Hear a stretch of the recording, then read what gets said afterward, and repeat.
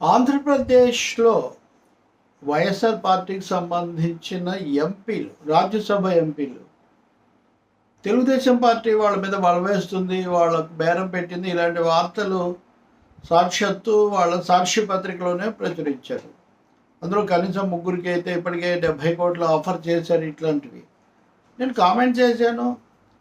మామూలుగా ఇలాంటి వార్తలు వచ్చినప్పుడు అవి పార్టీలు వాటి అధికార పత్రికలు ఖండించటం, లేకపోతే వాటికి భిన్నమైన కథనాలు ఇవ్వడం జరుగుతుంది. ఇక్కడ సాక్షి స్వయంగా ఈ వార్త ఇస్తుంది, కథనం ఇస్తూ ఉందంటే దీని అర్థం దాదాపు జరగబోతుంది. ఆ విషయం తెలిసే వాళ్ళు ముందస్తుగా ధృవీకరించుకొని అది జరగక ముందే స్పందించాలని రాస్తున్నారు అని నేను కామెంట్ చేశాను. దీని మీద వైసీపీ వాళ్ళు అనేక మంది నా మీద వాళ్ళ సభ్యులను తీసుకుంటే వాళ్ళు కాకుండా ఇంకెవరు రాస్తారు, మీ వ్యాఖ్యానం తప్పన్నట్టుగా చెప్పారు. కాదు, సాధారణంగా పార్టీలు చివరి క్షణం వరకు మా వాళ్ళు వెళ్ళరు, ఇవన్నీ అసత్యాలని చెప్పడము, ఆపడానికి ప్రయత్నించడం జరుగుతూ ఉంటుంది. ఇప్పుడు తెలంగాణలో కూడా ఉదాహరణకు బీఆర్ఎస్ నుంచి కాంగ్రెస్లోకి వచ్చిన ఎమ్మెల్యే కృష్ణమోహన్ రెడ్డి అని మళ్ళీ వెళ్ళిపోతున్నాడు అని వార్త వచ్చాక కాంగ్రెస్ వాళ్ళు వెంటబడి ఆయన ఆపారు. ఇలాంటివి జరుగుతుంటాయి.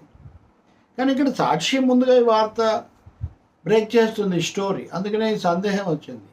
కానీ నిన్నటితో ఆ విషయం స్పష్టమైపోయింది. ఎందుకంటే ఒరిస్సాలో బిజు జనతాదళ్ బీజేడీకి సంబంధించిన రాజ్యసభ సభ్యురాలు మమతా మొహంతి, ఈమె రాజ్యసభ సభ్యత్వానికి పార్టీ సభ్యత్వానికి కూడా రాజీనామా చేశారు. 2 రోజులాగే ఆమె ఈరోజు బీజేపీలో చేరారు. ఇలాగే జరగవచ్చు వైసీపీ ఎంపీల విషయంలో కూడా అనేది ఇప్పటికి వచ్చిన వార్త.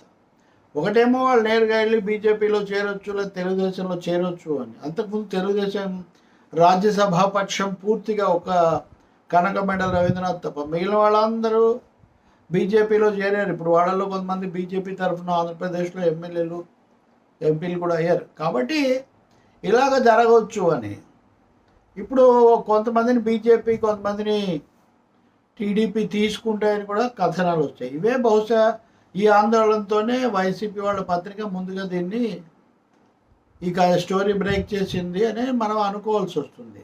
సరిగ్గా దాన్ని ధృవపరిచే విధంగా ఉంది ఒరిస్సాలో ఈ బీజేడీ రాజ్యసభ సభ్యురాలు మమతా మొహంతి బీజేపీలోకి వెళ్ళడం.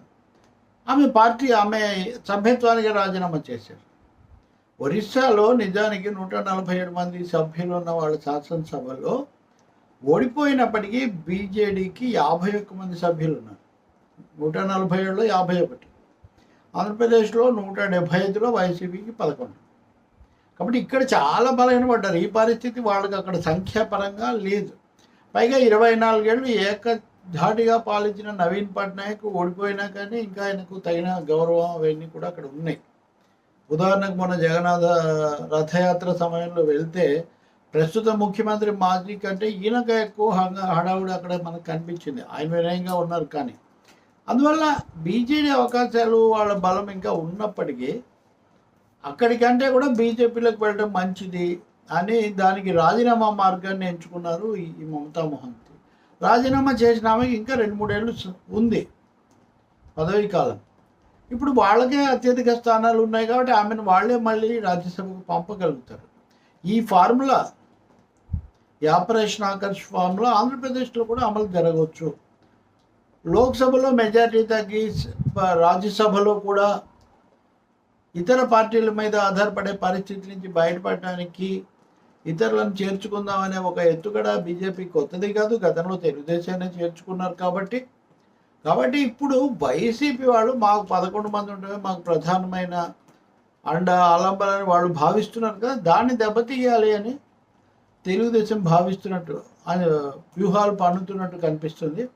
బీజేపీ కూడా పనిగా కొంతమంది తీసుకుంటారా లేదా అనే సందేహం ఏమైనా ఉంటే ఇప్పుడు ఒరిస్సా ఎంపీ ఉదంతం ఆ సందేహాలకు ఒక సమాధానం చెప్పడానికి ఈమె చెప్తున్నారు. ఆమె కుడ్మి అనే కులానికి చెందిన ఆమె, మా పట్ల నవీన్ పట్నాయక్ చాలా నిర్లక్ష్యం చేశారు, మా సమస్యలు పరిష్కరించలేదు, అందుకు నిరసనగానే నేను పార్టీ మారుతున్నాను, పార్టీకి రాజీనామా చేశానని చెప్తున్నారు. కానీ ఇవన్నీ మామూలే కదా. సో రాజ్యసభలో ఒక ఫిరాయింపుల పర్వం అనేది తీవ్రంగానే ఉండబోతుందేమో అని సందేహం కలుగుతుంది.